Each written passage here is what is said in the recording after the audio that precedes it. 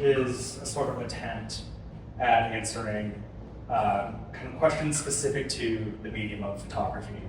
Specifically kind of about what the limitations are of what we can see as humans and the way that photographic material is sort of like calibrated to that and where it sort of like breaks away from it, where it falls within perfect register. And it's one of those things we sort of like take for granted, is that photographic technology has always been calibrated to human experience. It's like one of the photograph of our niece at graduation look exactly like they looked on that day. And this is something that we take as a given. And culturally, we use photographs to, collect evidence or record memories. We expect a photograph to sort of preserve reality precisely as we saw it. We gave the camera sort of like power to see our same truth. Go on in. But if we handle the material in a certain way, photography begins to sort of like speak in its own tongue and starts to sort of like shift away from that perfect transcription of reality. So, in a sense, that idea has been fueling my work for the last 10 years. And the show is really kind of like a culmination of like the evolution of my way trying to sort of like work through those kinds of questions. So just like super briefly for context, I studied photography on the East Coast in Boston, Massachusetts. And sort of one of the first issues that we address in studying photography is how to sort of negotiate space in the frame, how to put the actual photograph together. And so one thing that I grew up in Colorado, so I'm sort of like a Western boy.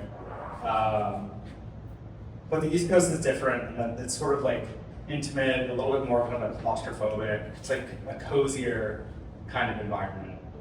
And when I was working there, I was originally sort of like really attracted to, I had this like really romantic interest in the infrastructure of the Industrial Revolution, like railroads, canals, really using the camera to sort of like map and document the way that all these different industrial mill towns were sort of connected together and sort of photographing that connective tissue.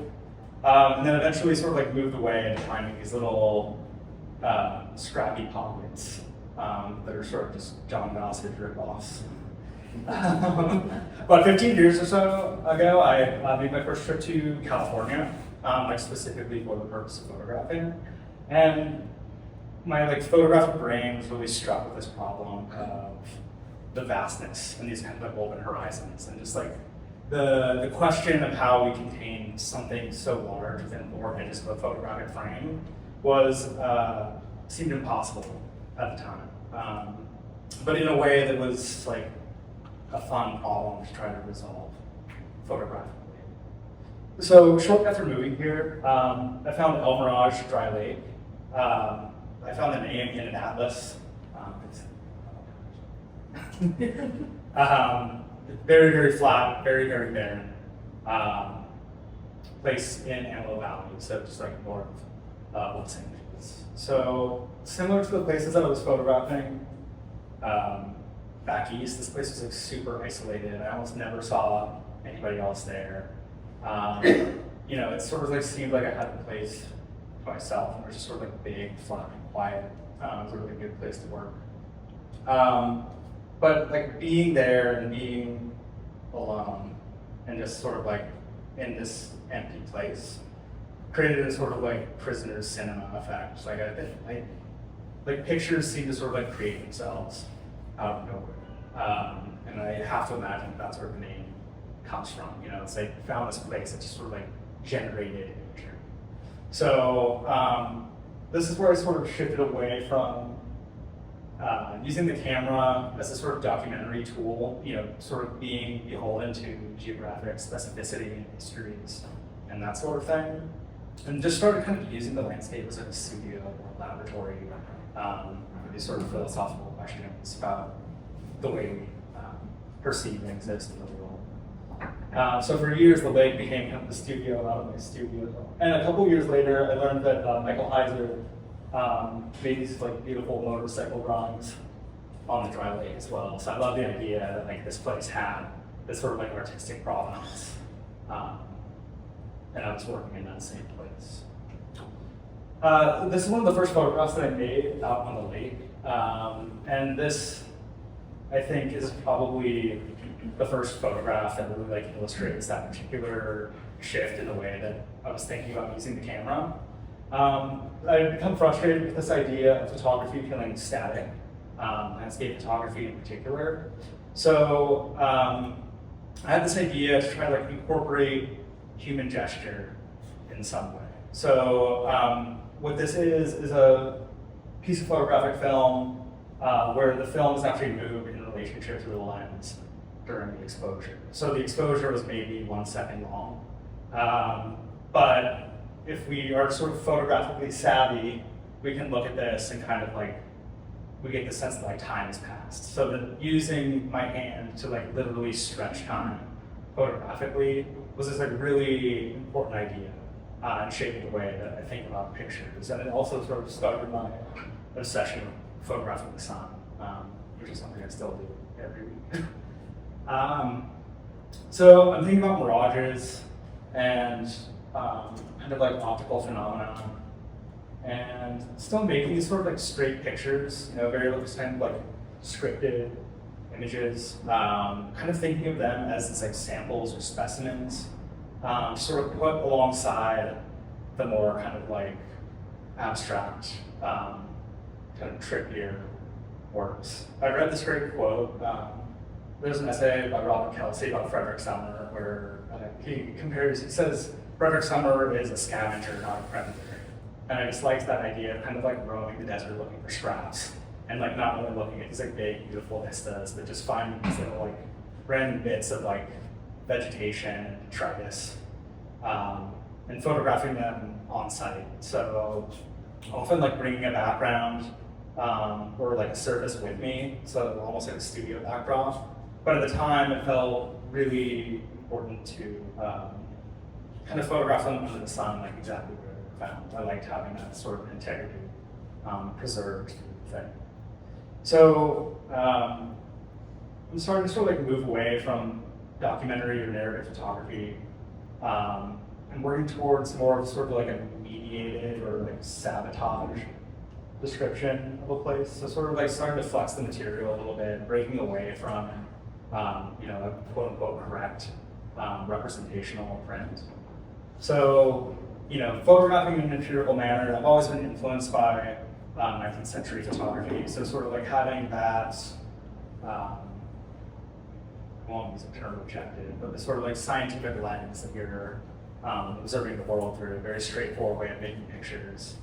That over time, through the history of photography, we sort of like notice these like tricks and styles as like, they give photographs this sort of like evidentiary power if they're made in a certain way. So photographing in that way, where things feel scientific, but taking a lot of creative license along the way, creating these little sort of like constellations of images, and putting them together. So with these images, I really sort of viewed them as a sort of like terrestrial foundation for the more abstract works, like that image of the sun we looked at earlier, and this image here. So kind of like creating these little anchor points where we can see like where the photographs are made. We recognize Earth, we maybe recognize like our time period, but finding ways to make other images that sort of interrupt that or sort of like disturb those powers of description. So started experimenting with other ways of incorporating gestures into photography, thinking a lot about like iconic subject matter, and that question of like how do you make a fresh feeling photograph of something that's been photographed a million times already. So really thinking about kind of like iconic Western types of images, and then sort of combining those two modes of working, the very kind of straightforward and documentary, and the more sort of like intervention-based approach to picture making. Kind of using those second pictures to make cracks in that foundation that I established in the first one. You know, it's like I never wanted anything to feel fully resolved. I wanted things to, I wanted the viewer to be kind of like skeptical of what it is that they're looking at. So I started working with a lot more of kind like physical intervention in photographs, thinking about gesture, thinking about like literal mark making, looking at a lot of like 70s artists, like Dennis Oppenheim in particular, for this image. So the photographs started to shift and become more about like personal experience of a place, or like my intervention in the space. So the classic artist, the subject shifted like towards myself in a way, and sort of like how I'm moving around in these places as a human being. And another really important shift that sort of like came along during this time period is like when I studied photography, I always thought of the camera as this sort of like surrogate for the human eye. You know, it's sort of like the camera is what we are seeing directly. We're sort of on the same team. But around this time, I started thinking about the camera as like it's a separate kind of like agent or actor, and we're sort of like collaborating together to make these images. So sort of letting the camera do its thing and take its liberties in description and kind of embracing them. And then just in general, as part of my process, I've always been interested in taking things apart and putting them back together, and finding ways to create images that are kind of specifically photographic, images that are like only a camera can see, that the human eye can't actually see. So this is an example of multiple exposure photograph. So this is it's 4 exposures looking inward on this fixed point, looking in the cardinal directions, north, east, south, and west. And sort of like using the symmetry of this tree as a sort of like visual anchor point, and then letting the background sort of like whirl all the way around. So I like that idea of upsetting the idea or the concept of orientation in space. And I just really like the idea of a photograph like looking in on a fixed point rather than like out of the world, like how we typically think of a landscape photograph. So that was a sort of exciting shift around that time also. And this sort of inspired another series of images, sort of small sub-series, or what I want to call it, but a body of work that's sort of based off of this idea of orientation. And particularly, I was becoming aware of the strategies that I was using to kind of negotiate the Western landscape, and fell into this sort of like creative rut where I felt like every time I would go to a place, I would like make the exact same picture. You know, things were just feeling stale. I felt like it was burning out a little bit. But this sort of like problem developed into a series of photographs that relied on that active revisitation and these sort of like visual habits that we have as photographers in terms of how we put an image together. So each of these photographs were made over multiple visits to a site. So a piece of film would go into the camera, a small exposure would be made, a little post that would go on the film holder, like where it was.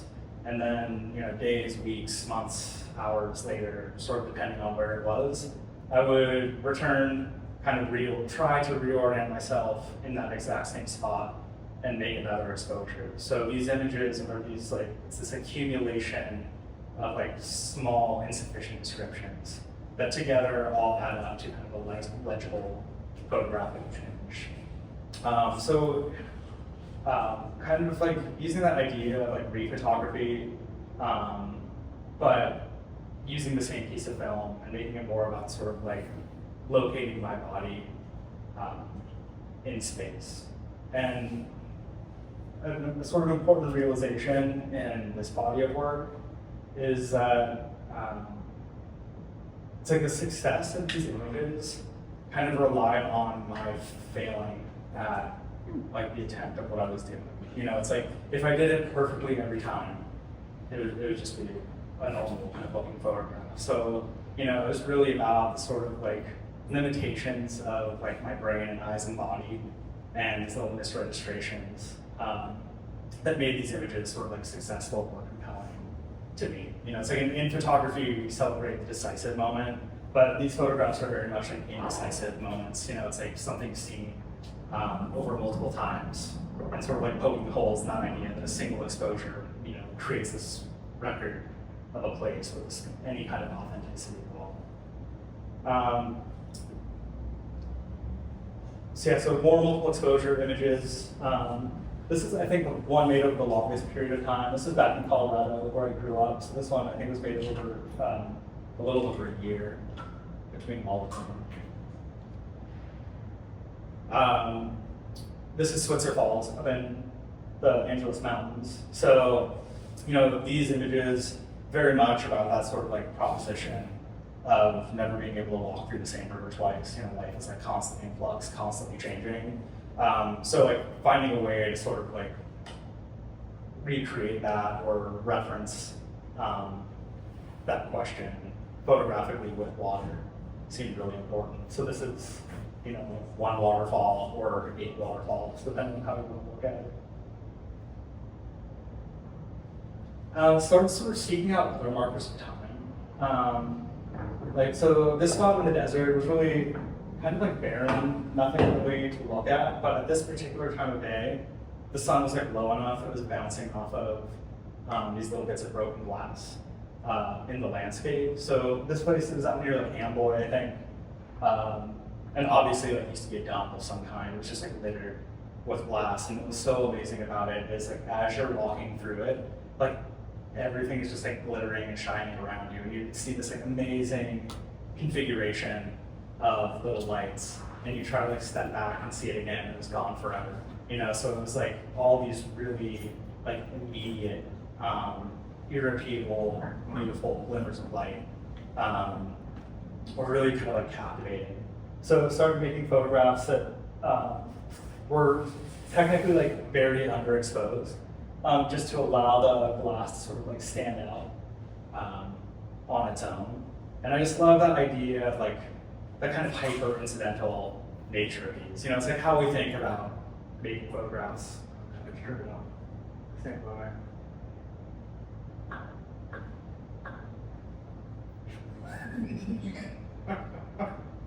Michael. Got it. Sorry.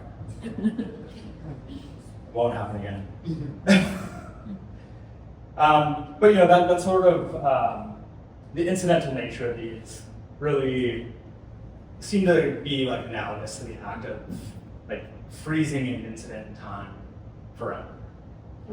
And just like how deja vu and amnesia are kind of opposites of each other, like these pictures, I feel like are kind of the opposite of these photographs that we looked at earlier, where one sort of like carries the weight of experience of having been somewhere before, and the other depicts something that is like literally impossible to ever see or experience again. Like once you pass through that space, there's no going back and looking at the same thing again. I just thought there was something really lovely about that. And with these broken glass photographs, it was also a way to use the camera to sort of see across time as well as space. So, it's been a really slow building body of work. Like I think I have 3 good ones at this point to date. They're a lot harder to get than you think, but someday I would like to have an exhibition of them. I think it'd be lovely. So normal kind of multiple exposures, jumping off of that interest in creating images through accumulation or accretion, like taking a lot of little small, insignificant exposures of light and allowing them to fall on the same piece of film or photographic material. So this is like a creosote bush during a windstorm. So just allowing it to kind of like move and rattle around, but not having it be exactly blurry, sort of like preserved in these little like micro fractional images. And then this is another series called Targets. So sort of taking that idea of the revisitation photographs and like coming up with another kind of photographic game. And those photographs took so long to make because the whole point was you're like going back over repeated visits that I wanted to like make something kind of like immediate, like go out for an afternoon and come home with something. So for these images, a piece of film is loaded into a 4x5 camera, which is a camera that's typically used on a tripod. It's not really designed to be handheld most of the time. And another unique thing about working with that kind of camera is that when film is loaded into it, you can't see what the image is seeing anymore. So there's no actually like looking through a lens or viewfinder. So with the film loaded in this camera, I would kind of just hold it up to the sky and try to get the sun in the exact center of the frame, almost like an archery target. So for like each of these, there would be kind of like 5 attempts at getting it in the center. And that would in turn create these kind of like fake constellations. And this is another extension of that like awareness of futility, like setting the challenge of accomplishing an impossible task. And I like the idea of like images generating themselves through failure rather than like success. That sort of like imprecision is something I've always been interested in. And these were printed on like really thin newsprint, like similar to what an archery target would be printed on. They were also cropped into that circular shape because the whole like premise of the photograph was based around that central point. So I wanted to kind of like preserve that reference to the object as well. So there were a whole bunch of these. I'm just breeze through them really quickly. Sort of the sun, the moon, different locations. This last one here was made during the solar eclipse. So kind of maybe hard to see in this image, but as you go through each of these 5, you sort of like see the transit of the eclipse change. So there is sort of this like continuity of time that runs through all of them. And then here's a view of them installed. So wanting to sort of like preserve that material quality, they're just sort of like tacked up on the wall by their corners. And what I really liked about this mode of installing them is that as you stand in front of them and move, they move with you. So it's like these small little movements that are a consequence of like just standing there and observing make these like huge visual consequences. So they really kind of like blow around and interact with you, which seems exactly like the way that they're made. It's like if the camera's pointing here, it's very different than if it's pointing there. So these like small movements have large kind of consequences that come from them. So coming off of those, I really got into this idea of like faking kind of celestial images. So the way that these sort of look like constellations almost. Started just kind of like throwing shovelfuls of dirt up into the air and photographing them with a flash. They have this sort of like cosmic quality to them. And I love this idea of like literally making something out of nothing, kind of like terraforming just by throwing a shovelful of dirt up in the air. This is another photograph. This is in the show. This is using dirt again, but just to sort of like reveal a really strong wind blowing from the west. So, kind of like finding material in the landscape that renders the invisible visible.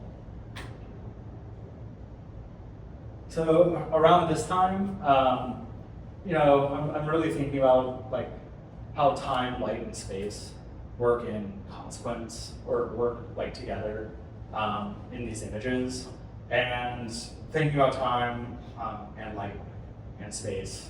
Started thinking about sundials. So started sort of installing these little rods around the desert and kind of tracing a perimeter around them, and then using the sort of compass heading and the time of the day as the title for the piece. So sort of like recording all that data so that they are factual, but they are really, a sundial is a really crummy way of telling time, it turns out. So they don't change that much visually. In my head, I thought it was like a clock or something, and then it would just work, and you could like look at it and see, because I hadn't thought it through. But so I just started sort of photographing these as like sculptures, temporary sculptures or assemblages, and just sort of embracing them as these ephemeral aesthetic objects.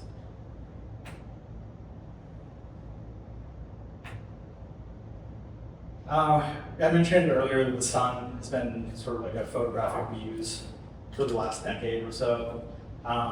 So there's like a small series of images, just kind of creating beacons in the landscape. So like marking something out on the ground glass of the camera, and then making one exposure of the landscape, and then positioning the sun in that place to, I don't know, you see this like glowing beacon, get the sensation that it's an area of significance or importance, or that like something kind of mysterious is happening there. So kind of creating a link between the celestial and terrestrial, like having the sun and the earth exist in the same plane became really interesting. And also just making these kind of like playful arrangements, all through multiple exposures. These kind of like two perfect alignments of elements. So this is a single piece of film where I photographed the sun 99 times on it, sort of using the ground glass of the camera to position it. So the view camera, the 4x5 camera, is a very kind of precise and exacting instrument if you know what you're doing. So for these, I sort of like use that grid as a guideline, but when I think about it, it's like, or if you look at it, it's this accumulation of errors. Like everything is a little off of alignment. Like you could never perform the action the same way 2 times. So kind of like putting perfectionism and humanism at odds with each other, and making them work against each other, or work in concert, but also kind of against each other. So as I started photographing the sun, I sort of inadvertently discovered or rediscovered something called solarization. So solarization is a result of overexposure on a piece of photographic material, so in this case film, that essentially makes it so that any really bright area will turn black, kind of inverts itself. And you'll see this in 19th century photographs a fair amount, as the material is a little bit crude. Ansel Adams has a black sun photograph out there. There are a few others that are kind of out in the world. But for the most part, solarization is something that's been like manufactured out of modern photographic material. So I like this idea of like conjuring this mistake, and began kind of experimenting with how to sort of hone in on like where that threshold is, where like the positive starts to become the negative. So this led to a lot of tweaking of like photographic chemistry, like the developer in particular, trying to make it so that the film is like so saturated with light, we get this effect, but holding the development back enough to kind of like preserve some kind of legible image. And it's like, this is a very like mild case of solarization, but it's sort of like creating this eclipse that wasn't really happening. This is just like photography doing what it does, but kind of conjuring this astronomical event. So that's above my studio. That's the last angular eclipse we have, but it's kind of inverted, like the eclipse part is white. You get it. So sort of like further refining the process of making these, and making it so that they're capable of preserving information, where like for the most part in the early versions, everything would be kind of obliterated around the event. So just kind of like tweaking the methodology of making them so that they still feel photographic and kind of function as landscape photographs. I always like the idea that these are, in a way, they're kind of like the straightest images that I've made. It's just like a single exposure of the camera looking at the thing. There's like no funny business or multiple exposures or trickery like that. It's just a single exposure where the camera sees things very differently than I see it. So like not only is it like visually striking to see this like black ball hovering in the air, but I don't know, there was something like weirdly witchy and empowering about it also.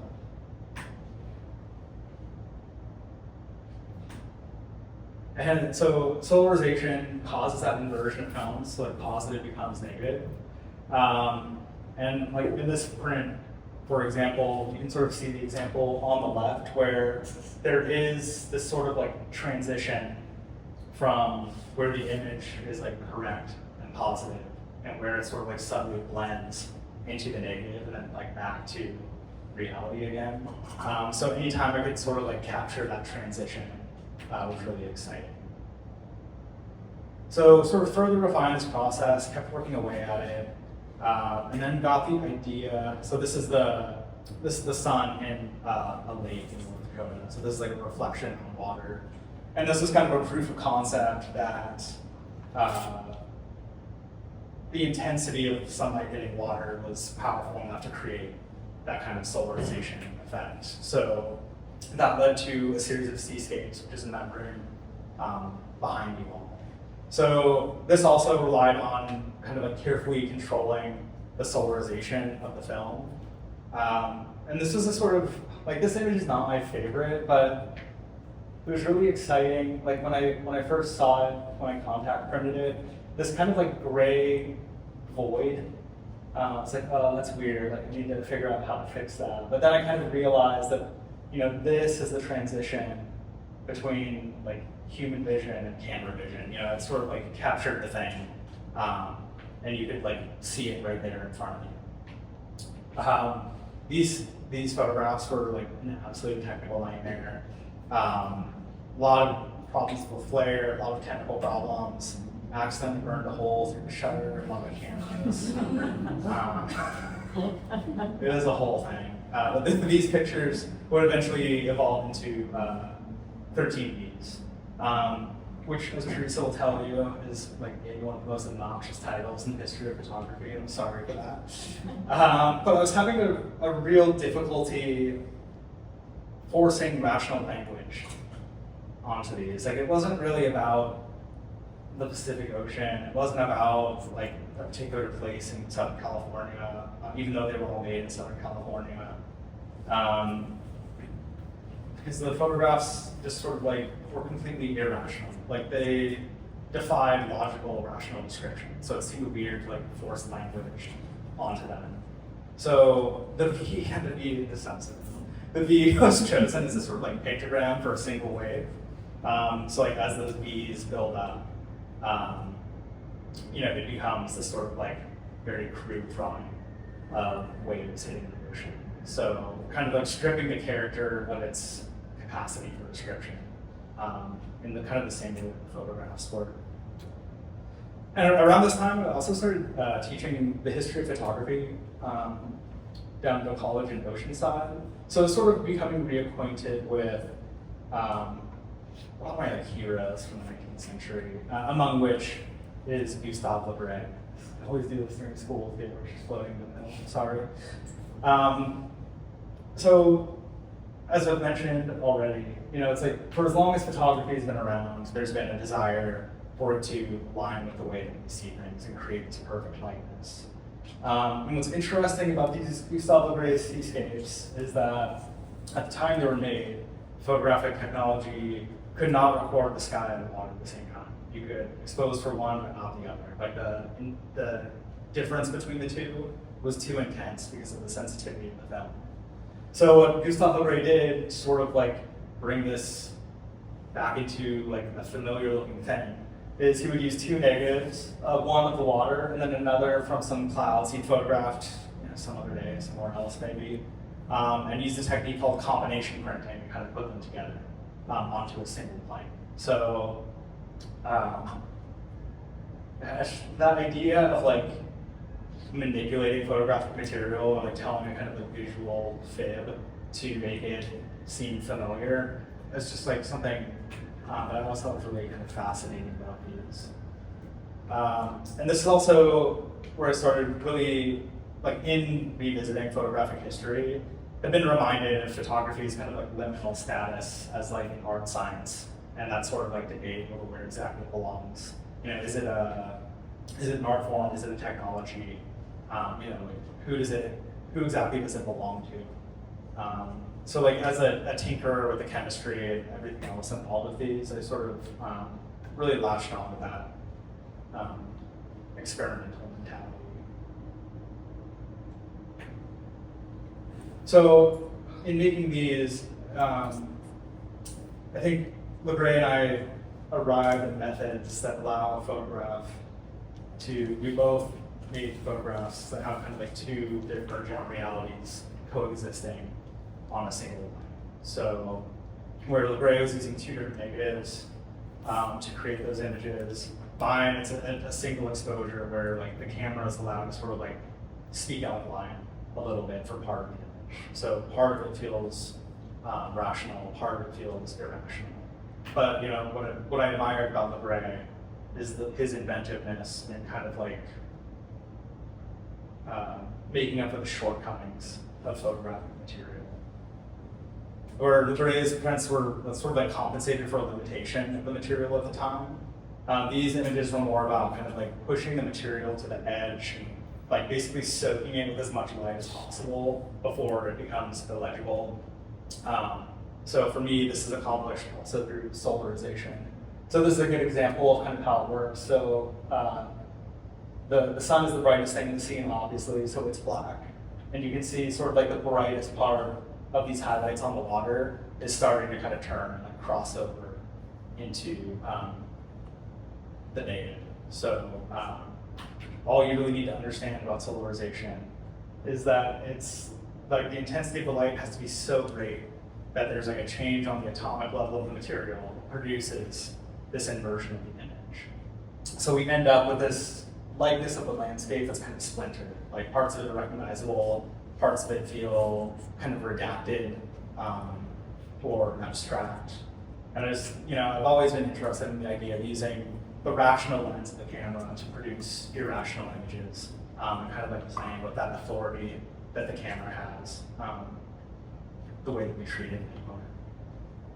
So because these negatives because these films, plates, I don't know what to call them, are both positive and negative simultaneously, they were kind of printed both ways. So, it's like when the sunlight looks correct, like in this image, the world around it is inverted. When the when the landscape around it looks correct, the sunlight is black. So it's sort of like standing in both camps at the same time. And in making this body of work, some of them were like so crazy and abstract looking that I found myself using a lot of like rocks and little details in the foreground as kind of like visual anchor points.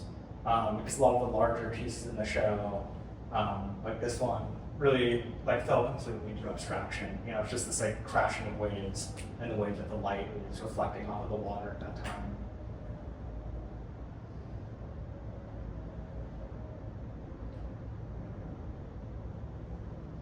And this is like my COVID project, I guess. And there was something about making these. This is like my regimented, socially distanced outside time. But there was something really touching about seeing everybody kind of like return to the ocean at the end of the day. It's like the one sort of like constant thing. When we still had no idea what was happening. So just like thinking about the act of looking and that shared experience, and kind of how soothing it can be. I don't know, there was something like really, it sounds a little cheesy, but there was something really poignant about that. Like sharing that with those people each time, even though they're complete strangers. And because these were about looking and because they're about kind of human perception, for a few images I started to kind of incorporate the human figure. Which is not something I typically do, but it's sort of like a surrogate for myself, looking out at this kind of incomprehensible thing. The other exciting thing about these is that, like, that after image when you look at something bright and close your eyes and you can sort of like see it. This felt like a way to capture that after image, where there's this sort of like looming darkness over the intensity. There's this sort of like visual stain of memory that's sort of like floating in front of your eyes. So this is a way to sort of like package that experience into a photograph, which I thought was a really cool, exciting idea. I don't think I ever figured out how to like get these to work 100% of the time. It was such a nightmare, but it kept me out of trouble for like 3 years, so it's good, I guess, something did do. And there was also something, I'm such like a meticulous kind of control freak, in the lab only, obviously. But there was something kind of like refreshing about just like embracing the chaos, just letting it happen. And you know, if you get one usable negative out of 30, like fine, just go with it and see what happens. You know, just like the ocean, it's like too big to control. You just have to sort of like let it go over you. And the sort of high rate of failure was also just like kept me coming back. You know, I had the red mist for sure. And I also really like the way that these two like tiny changes in the amount of exposure the film receives create these like radically different images. Like this is probably like a one-stop difference between the two, meaning for civilians, maybe the film's getting like twice as much light in one as the other. So, one small little click on the camera, and we have the material just like acting in a completely different way, even though the conditions, the subject are all exactly the same. So there are a lot of these that we just kind of blow through. So this is my last show with Teresa, which I think was in 2022, maybe.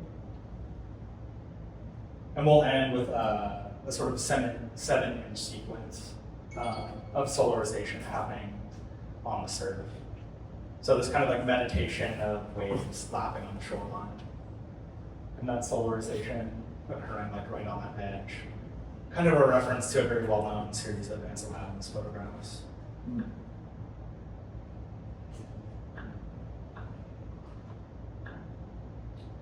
Okay, which brings us to kind of the present.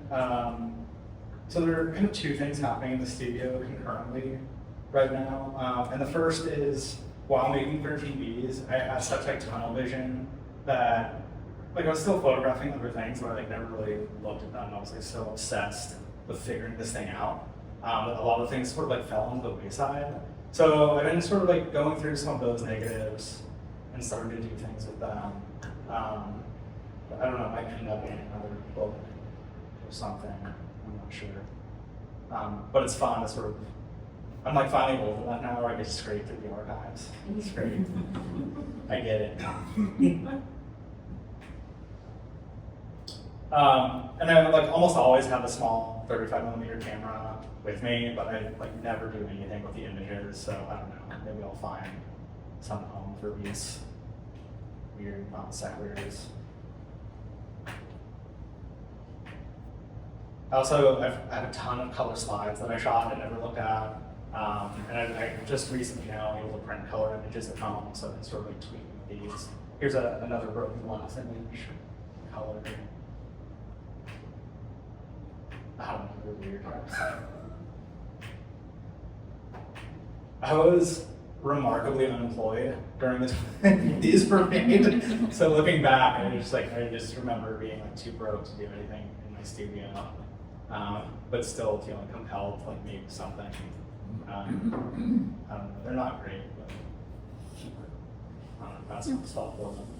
And some of them make these really lovely diptychs and pairings. Which brings us kind of to the new works in the exhibition. So that would be these two pieces behind me, and then most of what's over in that quadrant over there. So these pieces are, and I'm so grateful that we have a print here that you can see, because they're very difficult to get to show up on a projector screen. So these images are made, they're two exposures, often in these kind of iconic places, where the first exposure kind of captures a likeness of the landscape, and then as a way to sort of mark that landscape in time and space, there's a second exposure made where the shutter's open, the camera's unlocked, so it's free to move on one axis. And then I just sort of let it, or guide it to kind of fall backwards.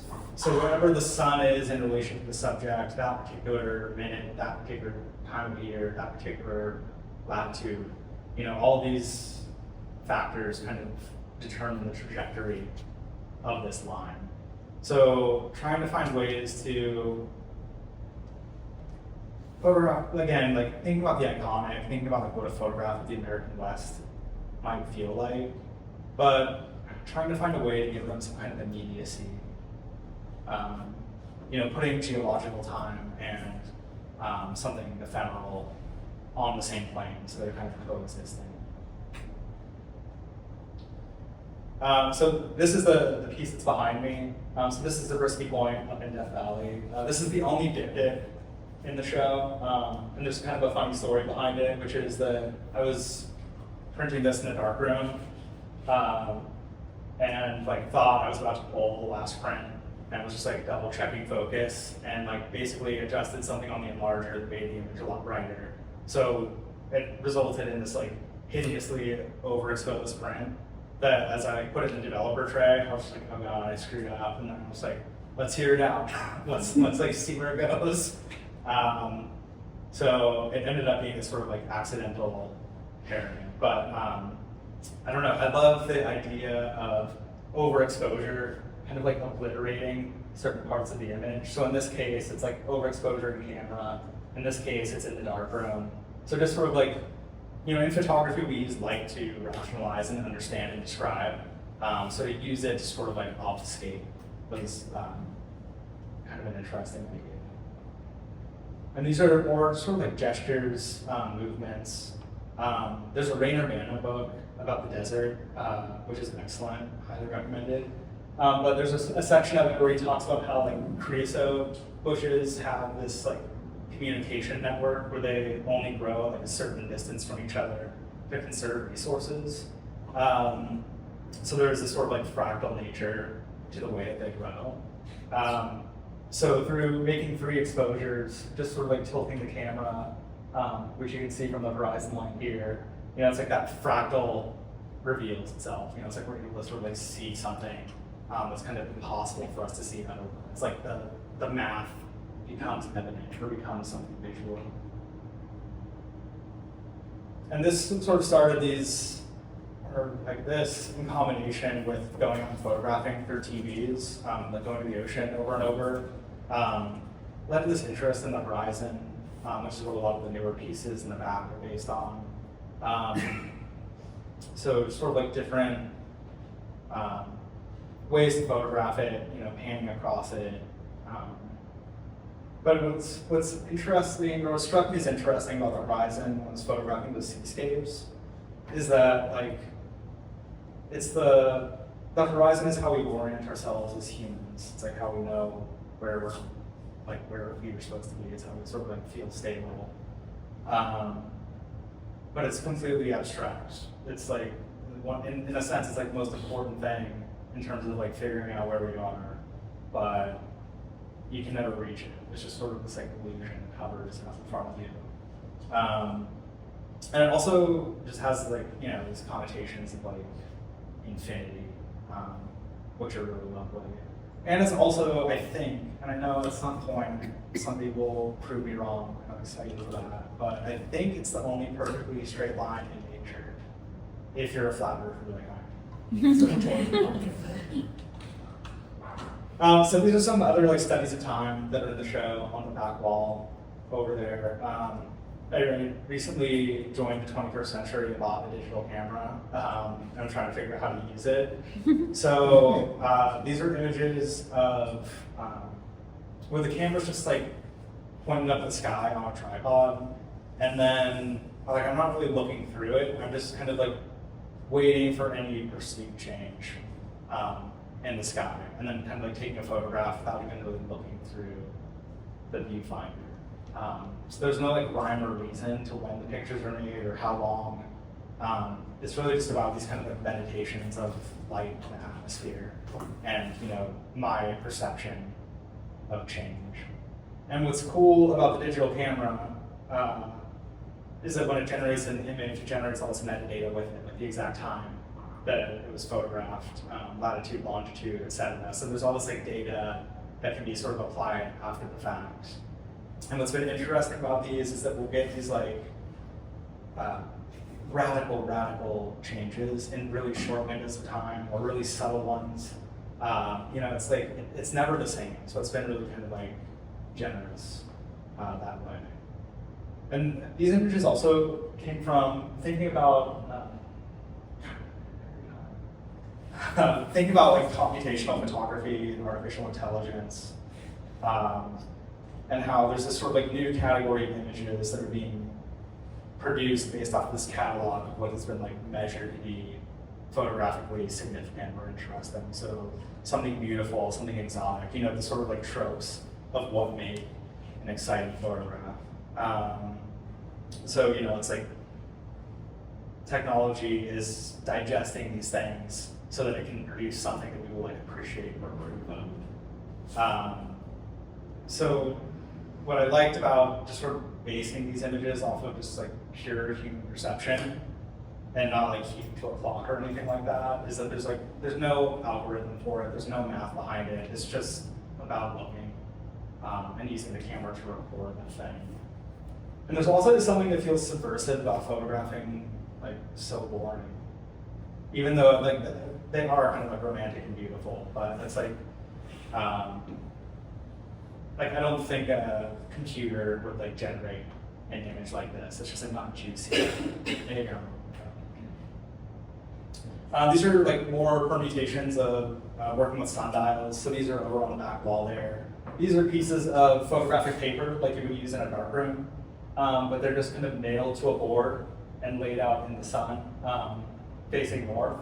So that nail kind of functions as a gnomon of the sundial. So this is an example of approaching solar noon. So this was 11 o'clock in the morning. This is noon when the thing is supposed to be perfectly straight, pointing towards north. And then solar noon that day was 12:40 or something like that. So like that's when, you know, speaking of like icons of the West, like high noon actually occurs like 40 minutes later that time of year. And as the dates change and like the seasons change, these also produce like different results every single time. More radical shifts, more subtle shifts. And this is also where I started using like a piece of just printmaking paper as a kind of substrate for these. Hanging them as diptychs, like separating them with a frame, just felt too kind of confining. So I like the idea of having just like a single light piece of paper kind of contain the experiment. Another sort of interest that came about from teaching photo history was sort of reacquainted with a French kind of physician's photographic studies of motion, Jules Etienne Mouret. So he would, like everybody knows that Moy Bridge, like the horse with the four hooves off the ground all at once. But Mouret was kind of a contemporary of Moy Bridge's. And the images, they're just so bizarre and stark and weird that I kind of became obsessed with this idea of using the camera to record motion in some way, trying to find like a unique way to do that without just sort of like recreating facsimile of those. So these are pieces of photographic paper like you would use in a darkroom. They're loaded into the film holder of a 4x5 camera, and then as the shutters open, they're rotated a certain amount. So like there's a sort of set instruction. Okay, it's being rotated 180 degrees, 270 degrees, 360 degrees. Very specific subject, very specific instruction, but it's impossible to get the same thing twice. Because what's happening is as my hand slows down, this line becomes darker. As it speeds up, it becomes lighter. It's just like a tightly controlled experiment that just like points to the inconsistency of the movement of my body and sort of like the limitations of being human. And these are some more horizon studies. So looking at kind of line and volume. You know, some of these, the angles, these are multiple exposures. So these are sort of like measured out, you know, 5, 10, 15 degrees, tilting it. Others are just sort of like shot handheld and measured after the fact. So thinking about like how my body shifted between the interval of all these exposures. And then I also, in thinking about capturing motion, really started getting into this idea of like the deckled edge hand tearing the paper, because that's another like physical map of motion. And that's another like gesture you cannot repeat. You can never tear a piece of paper the same way twice. So just trying to like put as much humanness into these as possible. And those tears led to the latest pieces, which are in that back section, where we're taking that horizon line, so a very stark line that's like familiar, helps orient ourselves, the only natural straight line, and then opposing that with this like crazy human creative line. So it's like typically when we're out in nature and we're looking out, if we see something geometric, we know that it's human made. That's how we sort of like identify human made objects or natural objects.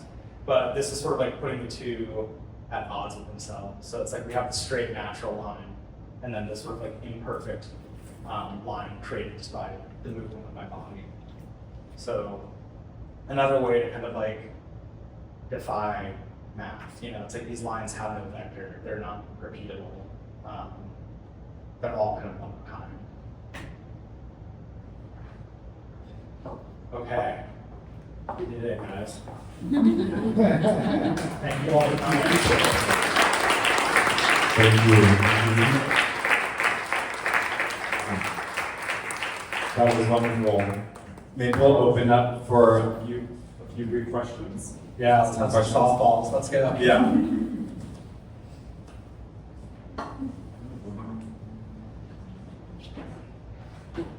Snap. No questions. We have one in the front.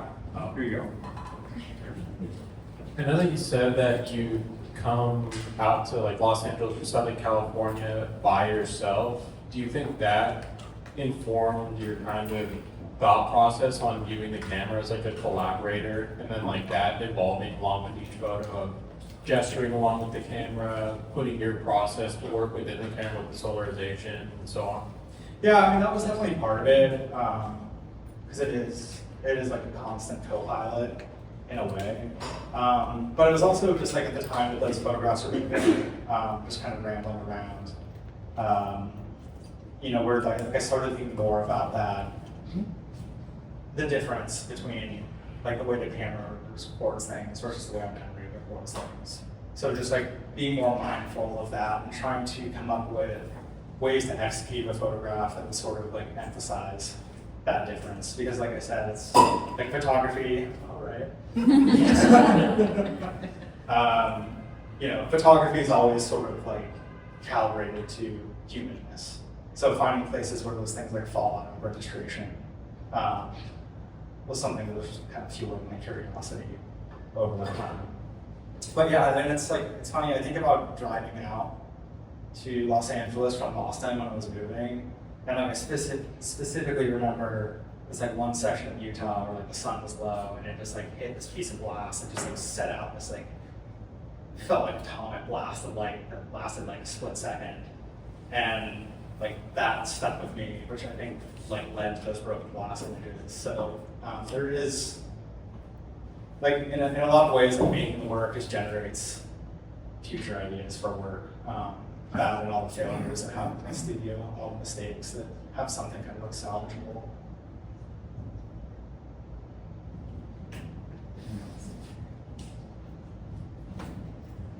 Is there anywhere that you'd like to shoot that you haven't shot yet? Antarctica. It's possible. If anybody wants to fund it, we can talk after. I'd love to chat about that. Kickstarter. I bought the jacket already. We can go. Anyone else? I have a question. Yes. From the owner. Talk about how you made your exposure, the overexposure creates this very ephemeral sort of white image. And you use that to sort of allow whatever you're projecting in addition to the image to allow it to live. Talk a little bit about how you do that. Like in relation to these? So often you'll see this very white, just sort of the essence of the image behind what you're doing. Right. Yeah, I mean, a lot of that, I think I referenced it earlier. There's something interesting to me about like finding the limit of like where a piece of material like loses its capacity to describe things anymore. And you know, thinking about like just like how that light works on the material. So like those, on like the technical end of things, those exposures are kind of carefully measured through trial and error. And there's some like tweaking to the development that kind of like holds that high detail back so that even though it's a crazy overexposed negative, they are kind of like legible and printable still. A lot of those, interestingly enough, I think can only exist as inkjet prints because the negatives are just like so trashed that like I can make a contact print from them, but to print them in this size would be, I'm sure somebody can do it. Hayward Howard can probably do it. Eric knows, but not me. All right. Oh wait, a little Yeah. question. I'll just say it, I don't need the mic. I have two questions actually. The first one, it seems like time has been a central theme to your work so far. And I'm wondering if doing what you've been doing for as long as you've been doing it, has your perception of time changed?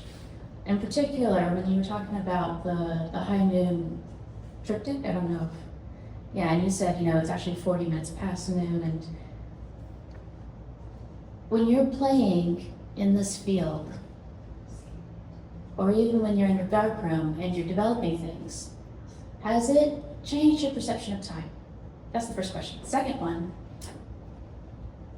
I think you laid a great foundation at the very beginning of the talk where you said that most photographs are very clearly defined. And you want to document something and see it for exactly as it is. And you're playing in the opposite realm where things are more undefined or manipulated. It seems to me that the viewer is allowed much more expanse when they're viewing something that's undefined. And I know that for myself, when I've been looking at your photos for the past several years, I've gotten something very different from it, from what you've explained here today. When you're in the darkroom, or even when you're out shooting, do you have a different perception with these photographs as a viewer, and also as being the photographer and trying to get something from it, or even just seeing what will come of it? I want to try to answer that. Okay. We can talk then. No, I think like in sort of relation to the second issue that you brought up, like there is something as a photograph and printing that's kind of in the front of my mind, which is that like I want them, as weird or as abstract as they get, or as distorted as they are, like it's that recognition of sort of like what you're looking at or where you might be standing that like needs to be preserved. Because it's like abstraction can get like so wild so quickly, and then meaning sort of starts to like dissolve away from that at times. So having something like an anchor point to sort of like look at and resonate with maybe an experience that the viewers had in the past. And like maybe that aligns with my experience of the place, maybe it doesn't, but just sort of like creating that environment or a situation where somebody can sort of like think about space and light in that way is, I guess, kind of like one of the goals of the work. Perception of time has changed. I'm 40 now, yeah. I don't know that my perception of time has changed in the day-to-day. Or philosophy. What's that? Or philosophy of time. I think given the time is such a kind of crucial building block to just like the way photographs are made, finding ways that time can manifest on this specific kind of material is just something that's like always fueling my curiosity. It's just like get these like different ideas for experiments every now and then. So, again, my interest in kind of making pictures that are like specifically photographic. Like there's something about like those sundials, for example, where like the light is drawing the picture itself. It's like it's just like a reaction between these two things. Like it's kind of just about the material working in a specific way to sort of like reference or measure time in some way, as like useful or useless as it is in terms of like a practical sense. It's really good. We'll talk later. That's great. That's great. That's great. Thank you so much, CJ. Thank you. Thank you all for coming. Thank you all for coming.